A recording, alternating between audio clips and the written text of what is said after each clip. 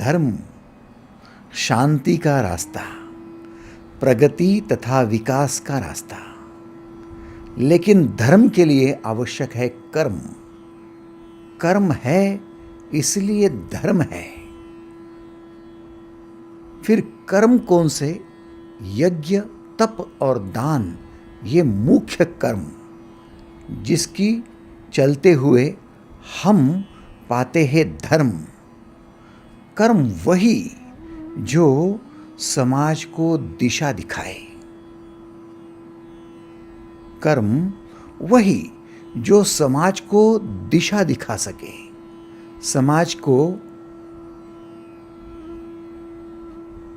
दिशा दिखाना अर्थात समाज की प्रगति, समाज का विकास, समाज की शांति बनाए रखना, यही कर्म होने चाहिए, वही धर्म है। अब धर्म दो हिस्सों में बंट जाता है। पहले धर्म की स्थापना और फिर दूसरी बात धर्म की रक्षा। धर्म दो हिस्सों में बांटा जाता है। पहला हिस्सा है कि धर्म की स्थापना करो और दूसरा हिस्सा है जिस स्थापना को लेकर आप सावधान थे, उसी धर्म की रक्षा के लिए अब लगातार प्रयासरत रहो। भगवान श्री कृष्ण का भी वही दावा था, मैं धर्म की स्थापना तथा रक्षा करने आया हूं। यदा यदा हि धर्मस्य ग्लानिर्भवतु भारत, अभ्युत्थानम अधर्मस्य तदात्मानं सृजाम्यहम्। परित्राणाय साधूनां विनाशाय च दुष्कृतां धर्म संस्थापनार्थाय संभवामि युगे युगे। मैं दो कार्य करने आया हूं, एक धर्म की स्थापना, दूसरा धर्म की रक्षा। क्या दोनों में भेद है? जी हां, बहुत बड़ा भेद है। भेद क्या है? धर्म की स्थापना अपने खुद में होती है और धर्म की रक्षा दूसरों की रक्षा होती है। जो दूसरे धर्म के रास्ते चलना चाहते हैं, उनका आश्रयदाता बनना, उनका सपोर्टर बनना, उनके लिए क्षेत्र का रक्षण करना, उनके लिए कष्ट सहना, ये धर्म की रक्षा है।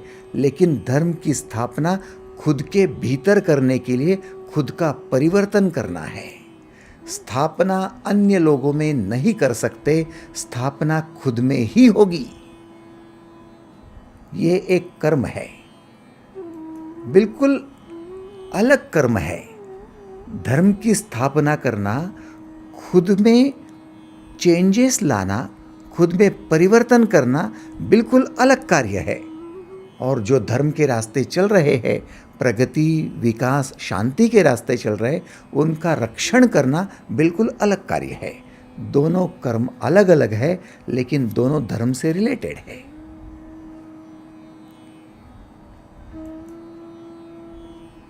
तो विशेष बात है कि हमें यह समझना होगा कि हमें धर्म की स्थापना किए बिना धर्म की रक्षा करना संभव नहीं। पहले खुद करो, फिर करके दिखाओ। फिर जो करके दिखाया है, वो कहने की, वो सुनाने की आपको अधिकार वाणी प्राप्त होगी। पहले खुद करो, जो करेंगे वो करके दिखाओ। जैसे कोई साइंटिस्ट होता है, वो खुद पहले प्रयोग करके करता है, अकेले में करता है, बंद कमरे में करता है। उसके जितने प्रयोग शुरू है, सालों से शुरू है, महीनों से शुरू है, हो सकता है कि 10 वर्षों से शुरू है। वो खुद कर रहा है। जब करके उसका सेटिस्फैक्शन होगा कि ये किया हुआ सही है, फिर वो करके लोगों को दिखाएगा कि ये देखो ऐसा करने पर ऐसा होता है, करके दिखाएगा। जब करके दिखाएगा तब उसका दिव्यत्व लोगों को समझेगा, समाज को समझेगा, फिर समाज कहेगा अब आने वाली पीढ़ी को आप ये समझाओ। कहने का, सुनाने का अधिकार बाद में है, पहले कुछ करके दिखाओ तब अधिकार मिलेगा सुनाने का, कहने का। और कुछ करके तब दिखाओगे जब खुद करने का प्रयोग निरंतर करते रहोगे। तो पहले करो, फिर करके दिखाओ, फिर लोगों से कहो, सुनाओ, और फिर उसके बाद उन लोगों में परिवर्तन की अपेक्षा करो, उससे पहले नहीं। क्या आपको यह स्वीकार है? यदि स्वीकार करते हो तो सबसे पहला कदम धर्म की तरफ उठेगा, तो धर्म की स्थापना में ही उठेगा। धर्म की स्थापना में ही उठेगा। परिवर्तन की अपेक्षा आप समाज से नहीं कर सकते, डायरेक्टली नहीं कर सकते, पड़ोसियों से नहीं कर सकते। नाते रिश्ते जिनसे जोड़े हैं उन रिश्तेदारों से नहीं कर सकते। अपने परिवार के सदस्य, परिजन, उनसे नहीं कर सकते, नहीं अपने बच्चों से कर सकते हो। परिवर्तन की अपेक्षा करना मूर्खता है।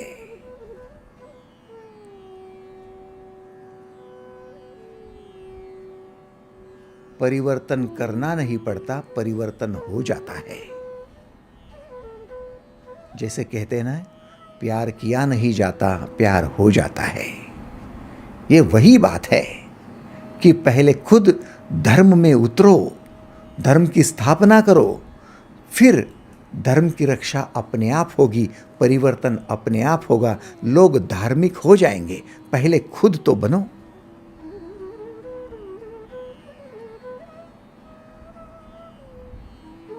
भगवत गीता के 3 अध्याय का 21वां श्लोक क्या कहता है? यद्यदाचरति श्रेष्ठ तत्तदेवे तरो जनाः स यत् प्रमाणम कुरुते लोकस्तदनु वर्तते। श्रेष्ठ व्यक्ति जैसा आचरण करता है वैसा ही आचरण अन्य लोग करना शुरू करते हैं। वह जो प्रमाण सिद्ध करता है समस्त मनुष्य समुदाय उसके अनुसार बरतने लगता है। सीधा श्लोक है, यद्यदाचरति श्रेष्ठ तत्तदेवे तरो जनाः। सभी लोग उस श्रेष्ठ व्यक्ति के आचरण को देखकर अपना आचरण करेंगे और उसने जो प्रमाण सिद्ध कर दिया है उसी प्रमाण को लेकर उसके अनुसार अपना बर्ताव करेंगे। अब इसमें 2-3 बातें आई है। सबसे पहली बात कि श्रेष्ठ व्यक्ति, दूसरी बात उसका आचरण, तीसरी बात उसका प्रमाण सिद्ध करना। ये तीनों बातों की ओर गौर करो। सबसे पहला, वो व्यक्ति जो आचरण कर रहा है वह आचरण लोग करेंगे। वो जो कह रहा है वह करेंगे ऐसा नहीं है, वो जो आचरण करेगा वो आचरण करेंगे। श्रेष्ठ व्यक्ति का आचरण, यदि आप अपने परिवार के श्रेष्ठ हो, ऐसा खुद को मानते हो कि मैं श्रेष्ठ हूँ, मैं ज्येष्ठ हूँ, मेरे बाल सफ़ेद हो गए, मैं बूढ़ा हो गया, मैं बूढ़ी हो रही हूँ, अब मेरी उम्र बढ़ रही है, मैंने बच्चों को जन्म दिया है, वो मुझसे छोटे हैं, वो मेरा सुने, तो आप गलती कर रहे हो। श्रेष्ठ व्यक्ति जो कहता है वो कोई सुनता नहीं। श्रेष्ठ व्यक्ति जो आचरण करता है वही आचरण कनिष्ठ माने छोटे करते हैं। आज से कहना सुनाना बंद। No suggestion please. कोई माँ अपने बच्चे से कुछ नहीं कहेगी, कोई पिता अपने बेटे से बेटी से कुछ नहीं कहेगा। क्यों? क्योंकि आपको श्रेष्ठ बनना है। श्रेष्ठ बनने की 3 बातें हैं। पहला, आप आचरण करके दिखाओ। दूसरा, आप प्रमाण सिद्ध करो। तीसरा, सबसे महत्वपूर्ण, आप करिश्मेटिक बनो।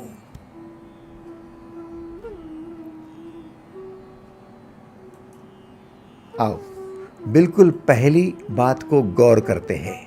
हमारी गलती क्या है? हमें लगता है हम बड़े हो गए, ज्येष्ठ हो गए, बूढ़े हो गए तो हम सजेशन बॉक्स बन गए। बस हम सजेस्ट करते जाए और बच्चे हमारी सुनते जाए, बहू सुनती जाए, पत्नी सुनती जाए। हम बड़े हैं इसलिए सुनो, हमारी सुनो। भाई साहब, धर्म की स्थापना में सुनाओ कहो ये बात आती ही नहीं है, बिल्कुल भी नहीं। धर्म की स्थापना में बात आती है आचरण की, खुद के आचरण की, खुद के करने की, करके दिखाने की, और उसके लिए आप तैयार नहीं हो। जो पिता बच्चों को कहता है व्यायाम करो, क्या खुद ने कभी व्यायाम किया? जो मां कहती है बच्चों को 90% लाओ, क्या उस मां को 90% मिले थे?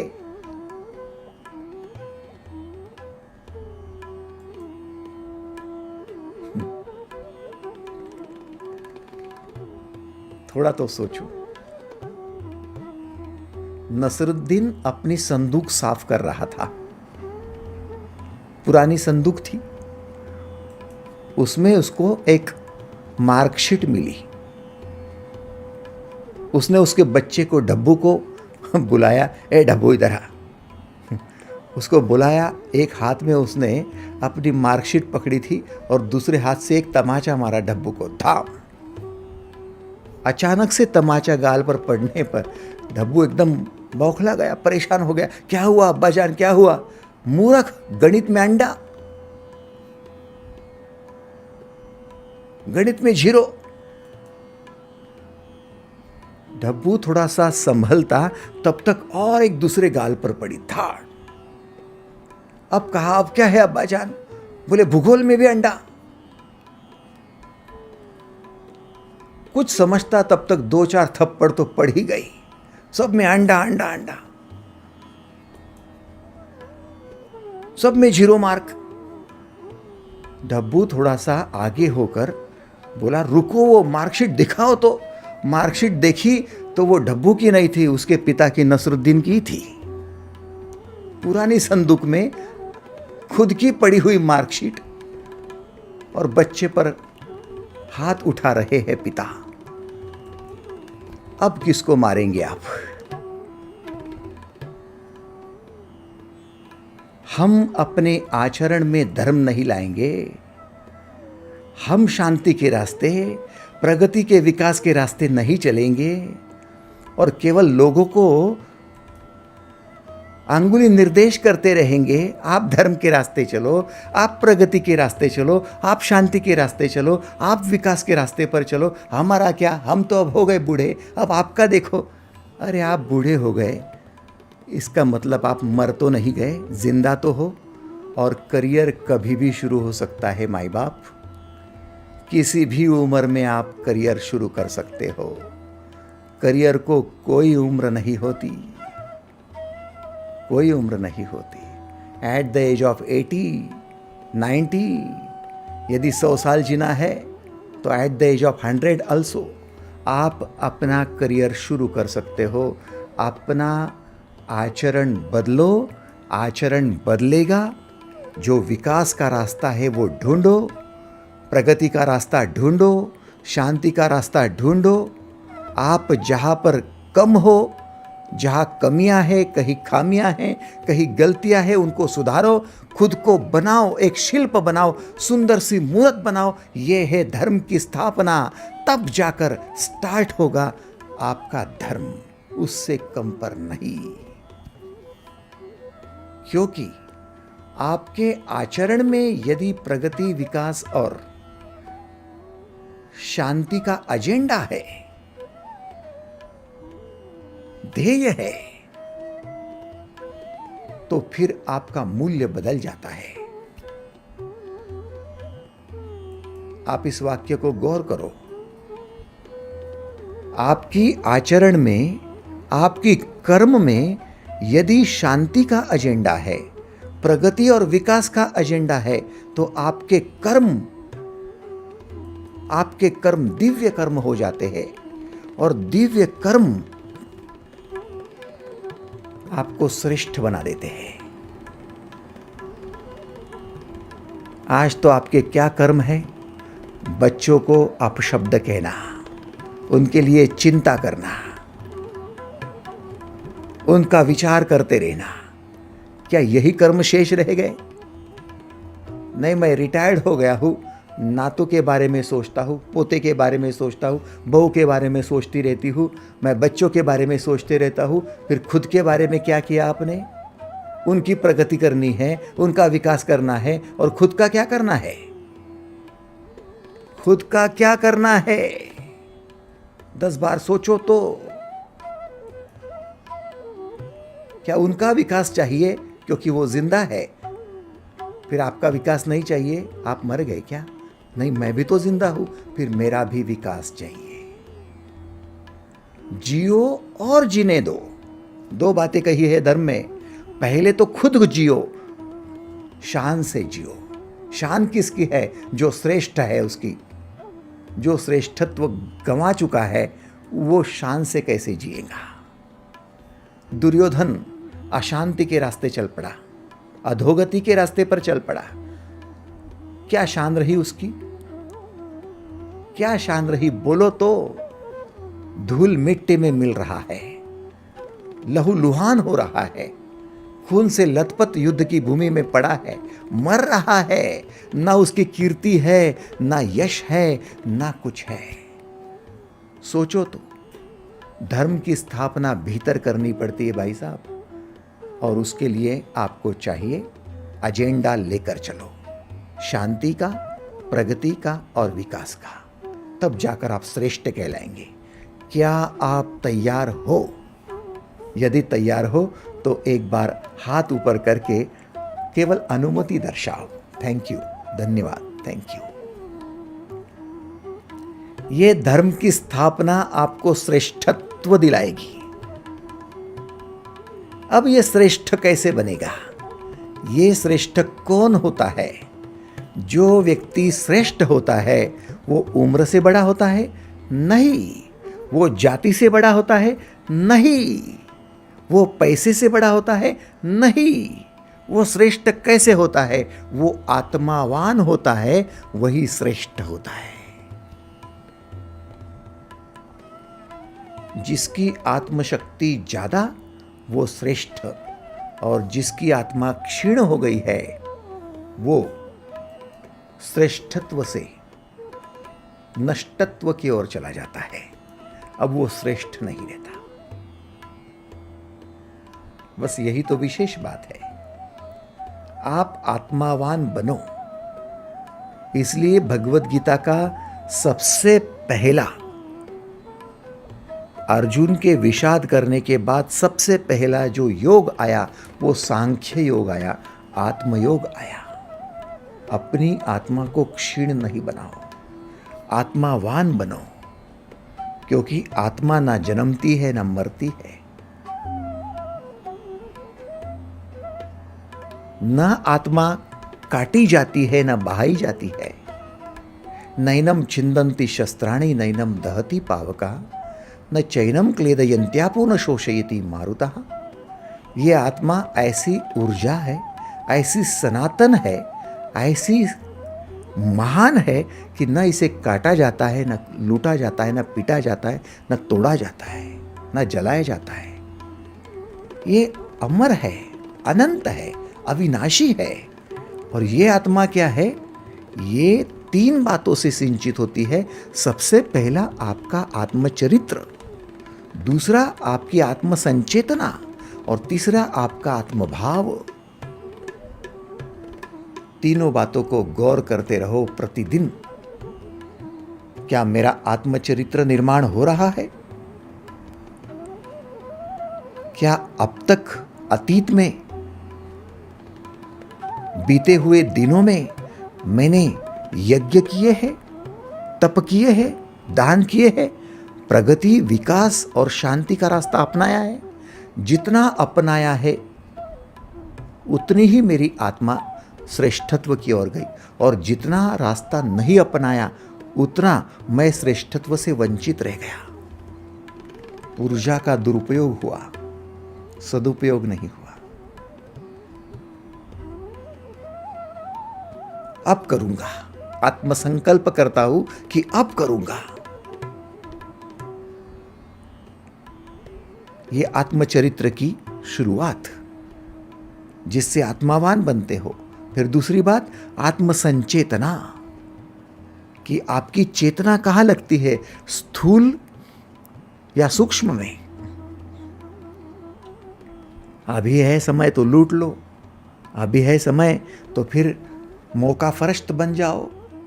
नहीं, दूरदृष्टि कि अरे अभी तो कर लूंगा, शराब तो पी लूंगा, कल मेरे बच्चे पर क्या असर पड़ेगा। हाँ, अभी तो स्मोकिंग करते हो आ रहा हूं, मेरा बेटा देख लेगा तो क्या होगा। मेरी पत्नी की दृष्टि में मैं क्या बनूंगा। जुआ खाने जाता हूं, वहां सब कुछ दांव पर लगाता हूं। अरे पांडव, जिनके सखा कृष्ण थे, वो द्यूत क्रीड़ा में अपना नसीब बदल नहीं पाए, मैं जुआ खाने जाकर कौन सा नसीब बदलने वाला हूं। नहीं, चेतना कहाँ जा रही है? चेतना गलत जगह जा रही है, जिसकी वजह से मैं घृणास्पद बन जाऊंगा। चेतना सही जगह जा रही है, जिसकी वजह से मैं प्रेम पुजारी बन जाऊंगा, जिसकी वजह से मैं प्रेम मूर्ति बन जाऊंगा। दूरदृष्टि है, आत्मसंचेतना, और फिर आत्मभाव। महसूस क्या हो रहा है भीतर? क्रोध, द्वेष, ईर्ष्या, बदला क्या हो रहा है? नहीं नहीं, भीतर तो सबका कल्याण, दया, क्षमा, शांति, आनंद, ये महसूस हो रहा है। ओहो हो, आत्मभाव में आ गए। अब हो गए भाई साहब, आप श्रेष्ठ हो गए। 3 बातों से श्रेष्ठ बनेंगे। आत्मचरित्र निर्माण करो, आप श्रेष्ठ हो। किसी का लेबल देने की जरूरत नहीं है। कोई कहेगा आप श्रेष्ठ हो तो श्रेष्ठ नहीं बन जाते। एग्रीड और नॉट? और किसी ने आपको कनिष्ठ कह दिया तो कनिष्ठ नहीं हो जाते। आप 3 बातों से श्रेष्ठ होते हो। आत्मचरित्र निर्माण करो, श्रेष्ठत्व आपका है।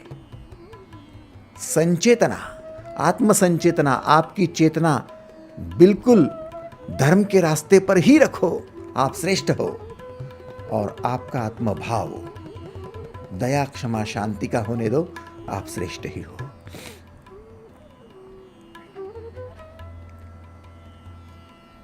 जिन लोगों ने क्रूस पर चढ़ाया, दोनों हाथों में पैरों में कील ठोके, सर पे तार बांधे और हृदय में आखिरी कील ठोकने जा रहे हैं, अब तो पता है कि मृत्यु को गले लगाना है।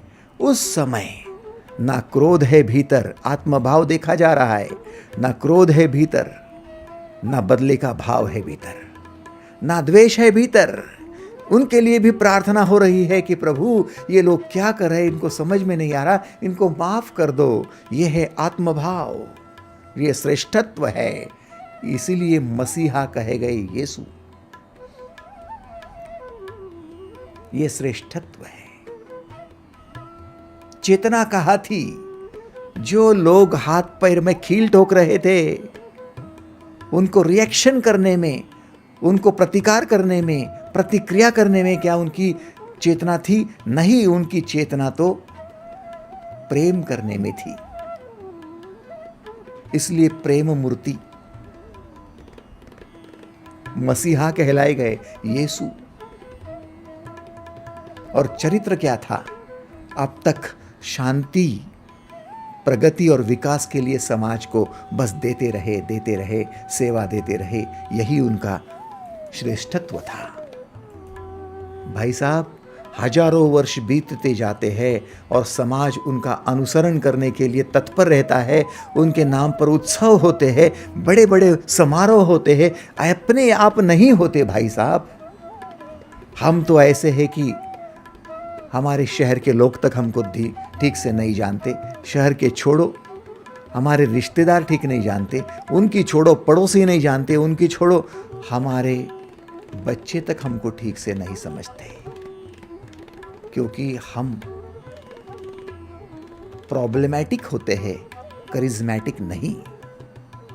दो टर्म हमेशा ध्यान में रखो, एक टर्म है प्रॉब्लमैटिक, दूसरी है करिज्मेटिक। दोनों में फर्क है। यदि हमें श्रेष्ठ बनना है और यदि हम चाहते कि हमारे बच्चे, आने वाली पीढ़ी, हमारे नाते, हमारे पोते हमारा गुण गौरव करते रहे, हमें खुश करते रहे, तो फिर सबसे पहले श्रेष्ठत्व पाओ, पहले श्रेष्ठ बनो। धर्म के रास्ते पर चलने के लिए धर्म की स्थापना भीतर करो और फिर चलकर आप श्रेष्ठ बनने पर आपका आचरण किया जाएगा।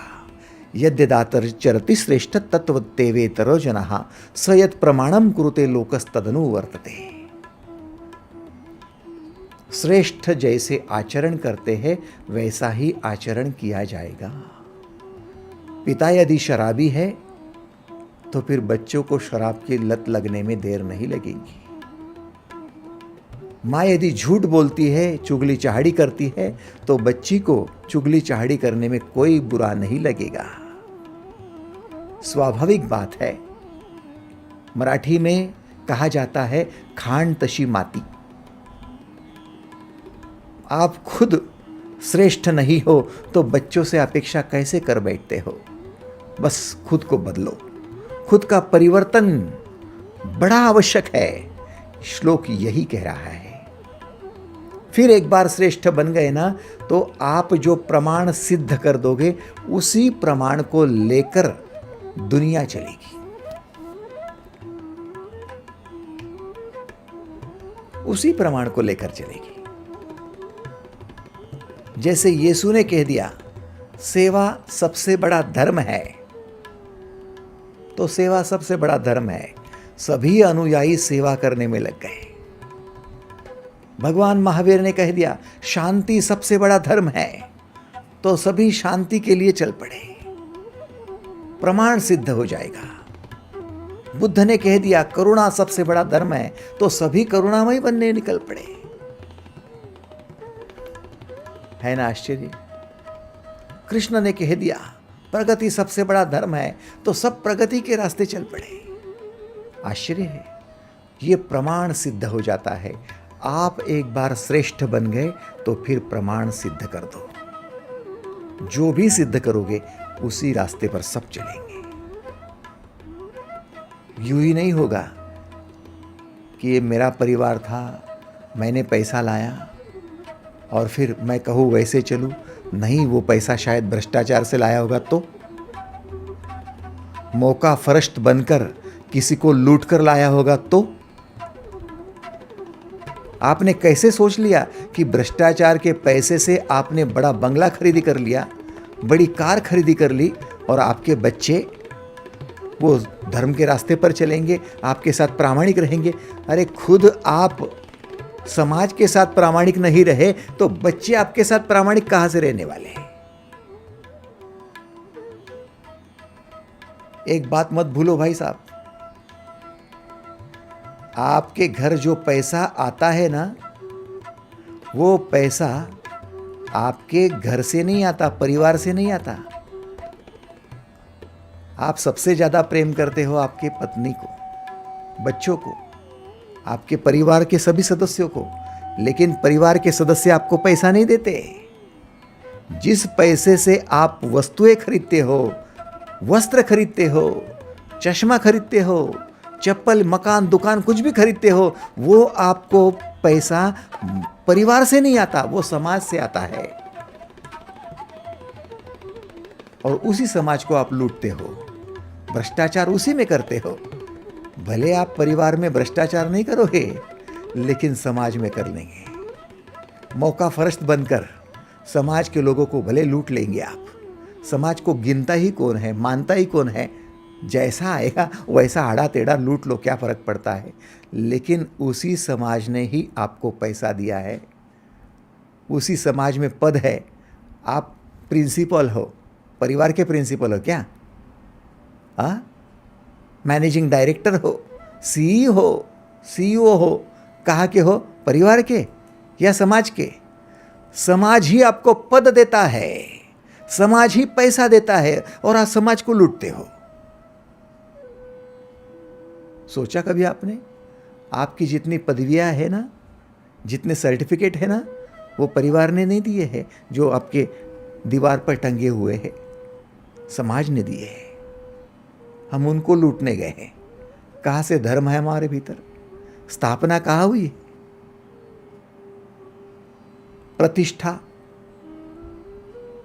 प्रतिष्ठा कौन दे रहा है? परिवार दे रहा है कि समाज दे रहा है? प्रतिष्ठा भी समाज दे रहा है। आपका चश्मा बनाकर भी समाज दे रहा है, आपके वस्त्र भी समाज बनाकर दे रहा है। आपने जिस घर में रह रहे हो ना, उसकी दीवारें आपके बच्चों ने बांधी है क्या? उसके दरवाजे आपके पत्नी ने निर्माण किए क्या? नहीं, वो तो समाज के लोग आए, उन्होंने करके दिया। इतना बड़ा उपकार यदि समाज का आप पर है, तो उस समाज के लिए आपके दिल में कितनी जगह है? कितनी जगह है? और क्या उस समाज के साथ आप प्रामाणिकता से रहते हो? यदि रहना शुरू करोगे तो धर्म की स्थापना हो गई, आप समाज में श्रेष्ठ हो गए। और समाज में जो श्रेष्ठ है वो परिवार में श्रेष्ठ होना ही है। जो समाज में फेल है वो परिवार में भी फेल है।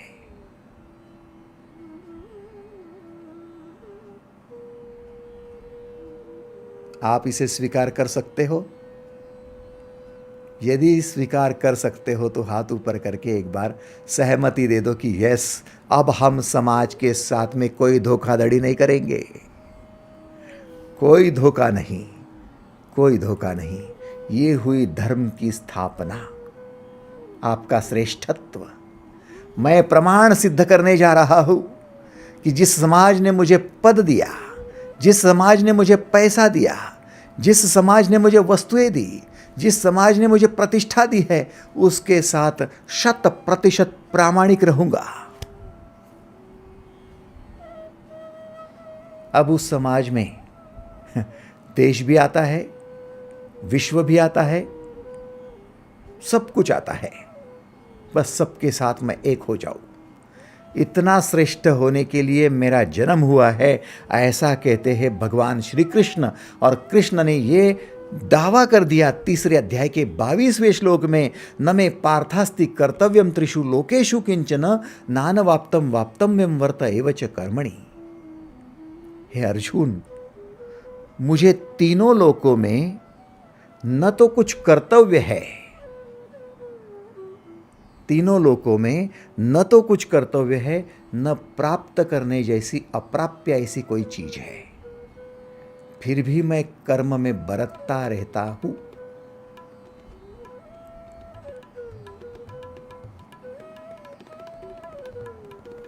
न मैं पार्थास्ति कर्तव्य, मुझे और कोई कर्तव्य शेष नहीं रहा। कर्तव्य किसको शेष नहीं है? जो आत्मावान हो जाता है, जिसका आत्मचरित्र निर्माण हुआ है, जिसकी चेतना आत्मसंचेतना है और जिसके भाव आत्मभाव है, ऐसे व्यक्ति को और कर्तव्य नहीं रहता है। अब मुझे कोई कर्तव्य शेष नहीं है और मैं ऐसी कोई चीज नहीं है जिसे प्राप्त नहीं कर चुका हूं।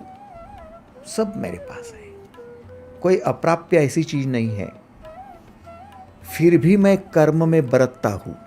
लीलाधर हूं फिर भी कर्म में बरतता हूं। क्या कारण है? क्योंकि मेरा अनुसरण लोग करने वाले हैं। अब हमारी गलती क्या होती है? हम रिटायर्ड होने तक कष्ट उठाते जरूर है, रिटायर्ड होने के बाद अपने धन को ब्याज कमाने के लिए लगा देते हैं, घर में बैठकर टीवी देखते हैं, बरामदे में आकर लोगों से केवल गपशप लड़ाते रहते हैं, फोन पर केवल चुगली चहाड़ी निंदा, बस इन्हीं बातों को महत्व दिया जाता है। इसके बारे में कहना, उसके बारे में कहना। यदि ये लगातार होता रहा तो फिर हम धर्म से दूर हो जाएंगे। इसलिए जब तक जवान थे तब तक तो ठीक था, बूढ़ापे में अशांति बढ़ जाती है। विकास तो है ही नहीं, प्रगति तो है ही नहीं, लेकिन अशांति भी बढ़ती है। क्या चाहिए? हमें चाहिए हम कर्म वो करते रहे जिसकी आवश्यकता भी नहीं है, फिर भी वो करते रहे। आज पैसे की जरूरत नहीं, फिर भी आप काम करो।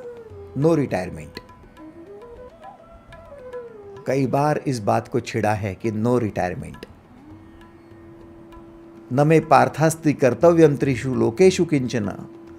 मुझे कुछ भी प्राप्त करने की जरूरत नहीं है, अब कर्तव्य शेष नहीं, फिर भी कर्म करता हूं, क्योंकि जो बच्चे हैं उनको थोड़ी पता है कि वो क्यों कर रहे हैं और क्यों नहीं कर रहे। वो तो ये कहते हैं जो हम करते हैं। अब हम यदि टीवी देखेंगे, हम यदि गपशप लड़ाते रहेंगे तो बच्चे क्या करेंगे? थोड़ा सोचो माता जी। बच्चों को मां कहती है पढ़ाई करो, बच्चे कहते हैं मां तू तो पढ़ाई नहीं करती। अरे ये कोई पढ़ाई करने की उम्र है क्या? आपकी उम्र में हम करते थे। बच्चों को क्या समझता है उम्र क्या है? वो तो यही जानते हैं माँ करेगी वैसा मैं करूँ। माँ क्या करती है? माँ मोबाइल में देखती रहती है, नेट सर्फिंग करते रहती है, सीरियल में अटकी रहती है। मैं भी करते जाऊँ, क्या फ़र्क पड़ता है? थोड़ा सोचो। न मे पार्थास्ति कर्तव्यम त्रिषु लोकेषु किंचन नान वाप्तम वाप्तव्यम वर्त एव च कर्मणि। आप जरूरत नहीं है फिर भी करो। आचरण आपका देखकर करने वाले हैं बच्चे, इसलिए करो। घर की साफ सफाई में लग जाओ, पढ़ाई में लग जाओ, पैसा कमाने में लग जाओ, हर चीज में लग जाओ। जो जो चीजें आपको शांति, प्रगति, विकास के एजेंडे पर ले जाती है उन सब चीजों में लग जाओ। जितना पॉसिबल है उतने में लग जाओ। नहीं मैं तो कल सीईओ करके रिटायर्ड हुआ, अब मैं क्या कर सकता हूँ? इतनी बड़ी पोस्ट पर मैं रिटायर्ड हुआ, अब क्या करूँ? कुछ नहीं, ट्यूशन लेना शुरू कर दो, बच्चों को पढ़ाना शुरू कर दो। रहे होंगे आप उस समय उस पोस्ट पर, अब आपको कर्म करना अनिवार्य है। भले ही कलेक्टर रह चुके हो, अभी आप मास्टर जी बन जाओ, लेकिन बनो, कुछ करो, कुछ करो, कुछ करो। एपीजे अब्दुल कलाम साइंटिस्ट भी थे, पायलट भी थे, टीचर भी थे, बाद में राष्ट्रपति भी बने।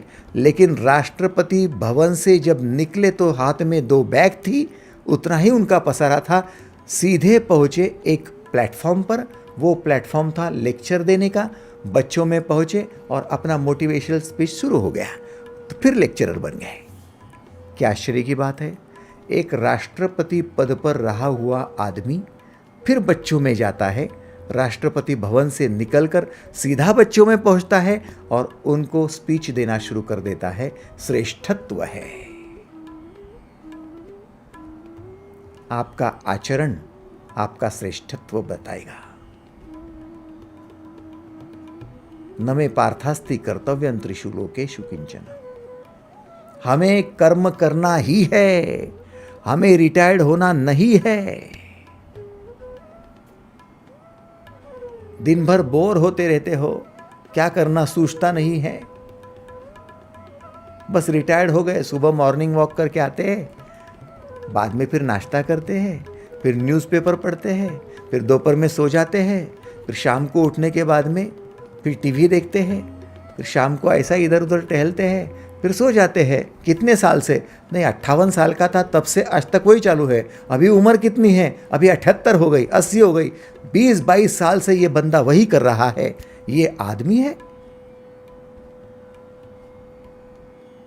जीवन के सुनहरे 22 साल इस आदमी ने गवा दिए टीवी देखने में, नाश्ता करने में, गपशप करने में। नहीं, अब क्या मैं रिटायर्ड हूं? किसने कहा रिटायर्ड है? कौन सा महापुरुष है जिसने यह प्रमाण सिद्ध किया है कि रिटायर्ड होना है? बताओ तो। बुद्ध कब रिटायर्ड हुए? बता दो। यीशु कब रिटायर्ड हुए? बता दो। नानक जी कब रिटायर्ड हुए? बता दो। कृष्ण कब रिटायर्ड हुए? बता तो। बताओ।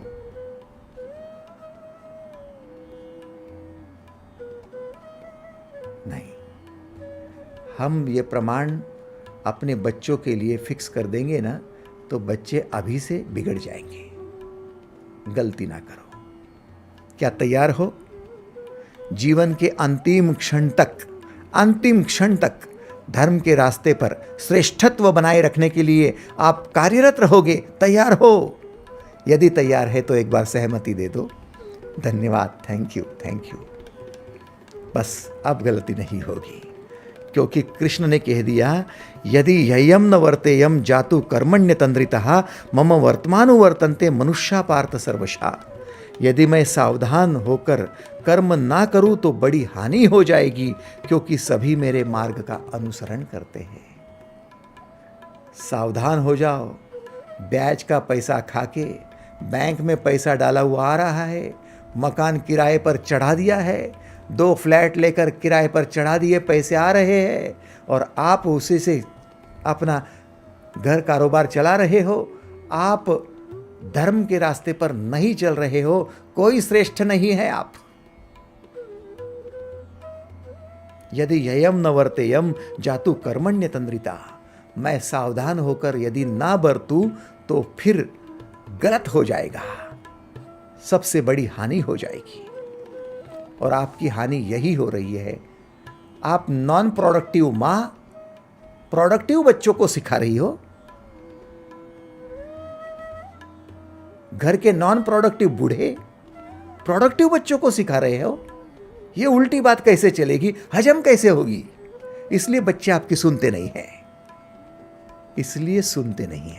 और जो प्रोडक्टिव बूढ़े होते हैं उनको सुनाने की जरूरत नहीं पड़ती है, उनका आचरण ही सब कुछ सिखा देता है और उनके बच्चे अपने आप उनको फॉलो करना शुरू कर देते हैं।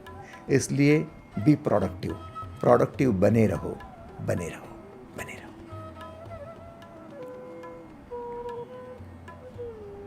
2 बातें सामने आएगी। पहली, आपका एटीट्यूड प्रोडक्टिव है, आपका एटीट्यूड प्रॉब्लमैटिक है या करिज्मेटिक। 2 बातें।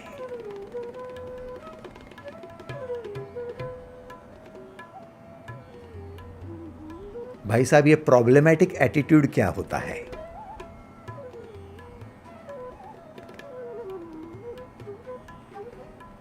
हर जगह प्रॉब्लम खड़ा करने वाला ये एटीट्यूड क्या है?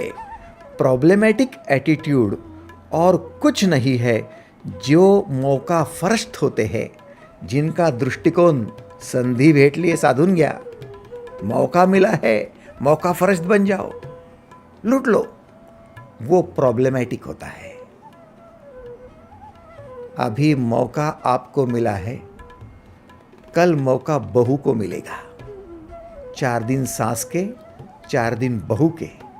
फिर मत कहना कि मुझे मौका मिला था तो मैंने उसको टॉन्ट मारा था, मुझे मौका मिला था तो मैंने उसको दबाया था, लूटा था, पीटा था।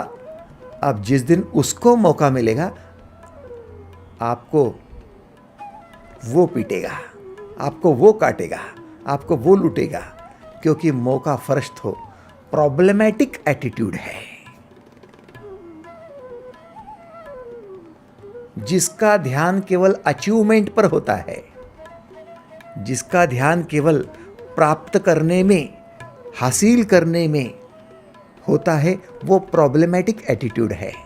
क्योंकि हासिल करने में, प्राप्त करने में फिर वो कैसा भी मार्ग अपना सकता है, लेकिन तत्ववादी व्यक्ति कैसा भी मार्ग नहीं अपनाएगा। वो कहेगा नहीं, सही मार्ग ही मेरा मार्ग है।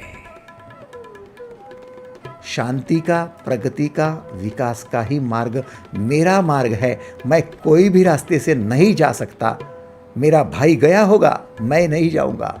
विभीषण कहता है रावण भले गया होगा, मैं नहीं जाऊंगा। विदुर जी कहते हैं मेरा भाई गया होगा, मैं नहीं जाऊंगा। समझ रहे हो? केवल अचीवमेंट के लिए जिसका ध्यान होता है वो प्रॉब्लमेटिक एटीट्यूड होता है। नॉन प्रोडक्टिव जीवन जीना है, बैठे बैठे खाना है, ऐशो आराम में जीना है, सब सुविधा लेकर बैठ जाना है, प्रॉब्लमेटिक एटीट्यूड।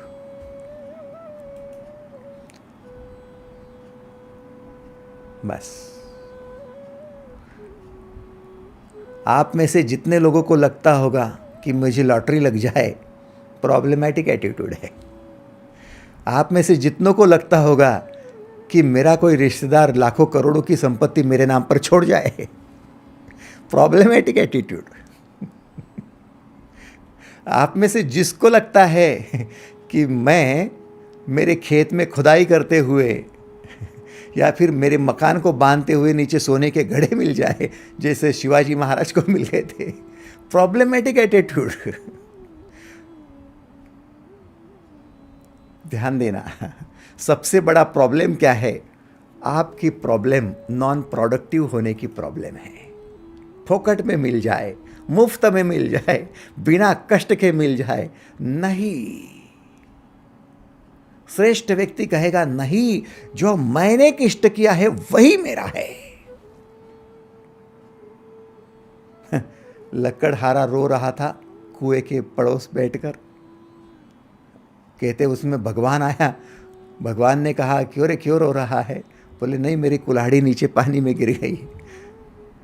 अरे रुक ना, अभी निकालता हूँ। सोने की कुल्हाड़ी निकाल दी। बोले ये ले। बोले वो नहीं, मेरी नहीं है। चांदी की निकाली, वो भी मेरी नहीं है। हीरे जवाहरात जड़े हुए वो निकाली, बोले वो भी मेरी नहीं है। फिर लोहे की निकाली, बोले हाँ हाँ ये मेरी है। बोले तो इतना प्रामाणिक है कि तुझे सोना नहीं चाहिए, चांदी नहीं चाहिए, हीरे जवाहरात नहीं चाहिए, सब कुछ तू ले ले, चल ये मेरी तरफ से भेंट ले ले। वो भेंट लेने को भी वो स्वीकार नहीं। बोले नहीं, क्यों? मुझे नॉन प्रोडक्टिव बनाना चाहता है। हाँ, पॉकेट में लेकर आलसी प्रमादी बनाना चाहता है। अरे ये लोहे की है और ये लोहे की ये कुल्हाड़ी लेकर रोज काम करूंगा तो ये हट्टा कट्टा बना रहूंगा, शरीर भी स्वस्थ रहेगा, दिमाग भी अच्छा चलेगा और शांति के रास्ते और श्रेष्ठत्व के रास्ते चलता रहूंगा। भगवान ने कहा तथास्तु, तू धर्म के रास्ते पर चल रहा है, तू आत्मावान है। परीक्षा तो आपकी भी होगी भाई साहब, आपको भी इस प्रकार से हीरे जवाहरात के रास्ते मिलेंगे। कुछ आपको सोना वोना सब मिल जाएगा, लेकिन वो फोकट का आपको कोई काम का नहीं है। प्रॉब्लमैटिक एटीट्यूड क्या है? ये भ्रष्टाचार है। हाँ, जो दूसरों पर हक जताते हैं सब प्रॉब्लमैटिक है। मेरा बेटा है, मेरी कहने से ही चलेगा, आप प्रॉब्लमैटिक पर्सन हो। आपकी प्रॉब्लम बच्चे की प्रॉब्लम बन रही है।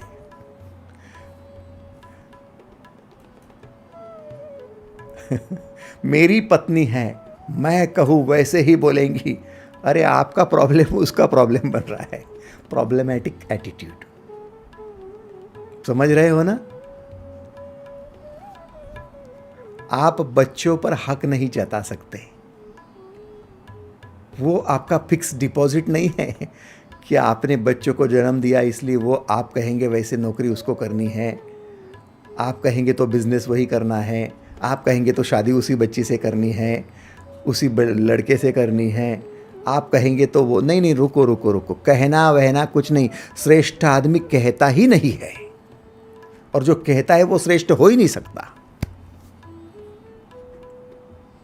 फिर कैसे बनना है? अब आओ सेकंड एटीट्यूड पर, जिसको कहा जाता करिज्मेटिक एटीट्यूड, जो कृष्ण को अभिप्रेत है। करिश्मा क्या है? करिश्मा का मतलब वैयक्तिक आकर्षण का तेजोवलय। डिक्शनरी में देख लेना, करिश्मा शब्द अंग्रेजी शब्द है, वैयक्तिक आकर्षण का तेजोवलय, कि कोई भी आपकी तरफ आकर्षित हो जावे, उसे कहते करिश्मा। और यदि आप किसी को भी आकर्षित कर लिए, ऐसा तेज आपके चेहरे पर आ गया, तो उसको कहते करिज्मेटिक इफेक्ट।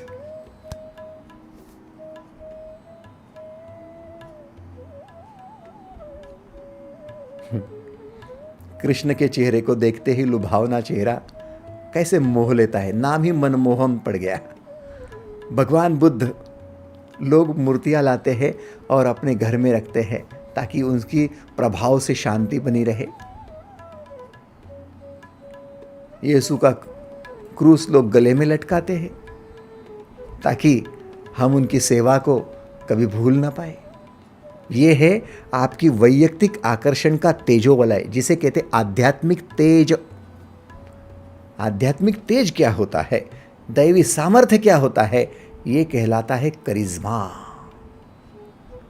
तो ये जो करिज्मेटिक लोग होते हैं, ये करिज्मेटिक लोग ऐसे क्या विशेष होते हैं, एक ही वाक्य में कह दूं तो वे लोग अपनी आचरण से दूसरों की शक्ति मल्टीपल करना चाहते हैं। ऐसा आचरण करते हैं कि अपनी आचरण से दूसरों की शक्ति बढ़ाना चाहते हैं। मैं यदि भ्रष्टाचार करने लगूं तो आपकी शक्ति क्षीण करने की चेष्टा करूंगा, आपको कमजोर करूंगा, तभी तो भ्रष्टाचार कर पाऊंगा। मैं यदि आपके ऊपर हक जताना चाहूंगा तो आपकी शक्ति क्षीण करना चाहूंगा, तभी तो मैं आप पर हक जता सकूंगा।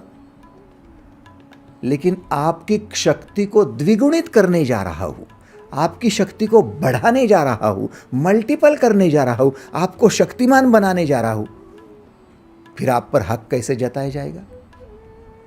आपको लूट कैसे सकूंगा? भ्रष्टाचार कैसे कर पाऊंगा?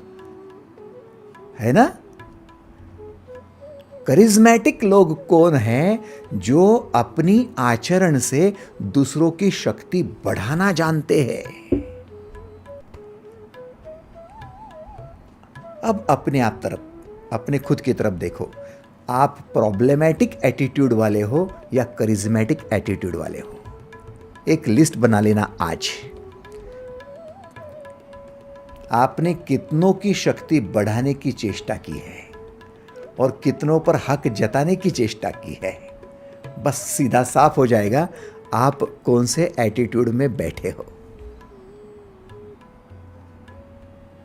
यदि आपको स्पष्ट दिखाई देगा कि हाँ, कई जगह मैं तो प्रॉब्लमैटिक एटीट्यूड को लेकर काम कर रहा हूं, तो change the attitude, change the life. है ना सिंपल सी बात? दूसरों की शक्ति बढ़ाने में आप कितने सहयोगी हो रहे हो? क्या ऐसा आचरण आपका है? तो फिर हो गए श्रेष्ठ।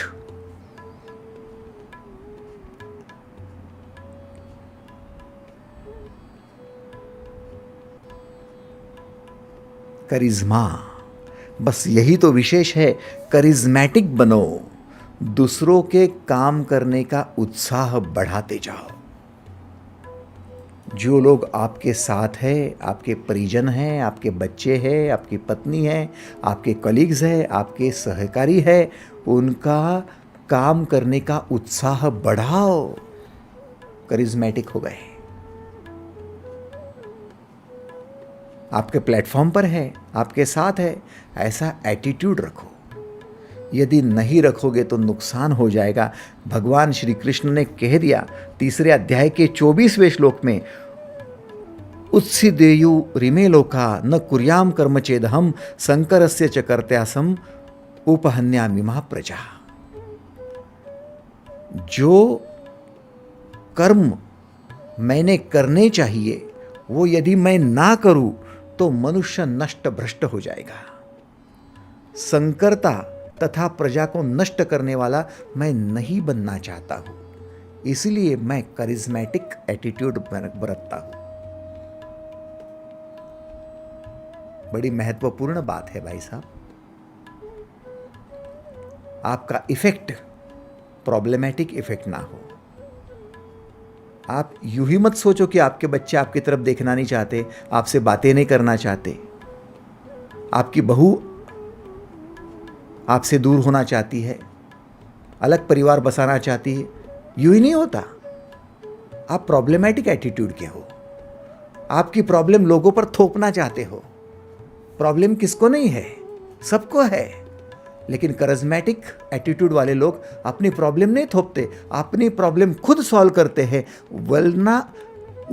बल्कि ऐसा आचरण करते हैं कि उस आचरण से दूसरों की शक्ति द्विगुणित हो जाती है, बढ़ जाती है, उनका काम करने का उत्साह बढ़ जाता है।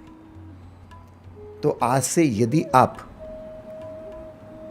अपने आप को श्रेष्ठ बनाना चाहते हो, श्रेष्ठ कहलाना चाहते हो, तो फिर करिज्मेटिक बनो। खुद की प्रॉब्लम खुद सॉल्व करो, धर्म की स्थापना करो, शांति का, प्रगति और विकास का एजेंडा लेकर चलो, और लोग जो आपके साथ है, आपके सानिध्य में है, उनकी शक्ति को बढ़ाने की ही केवल आचरण करो। बस आप श्रेष्ठ बन जाओगे। आज के लिए इतना ही। धन्यवाद।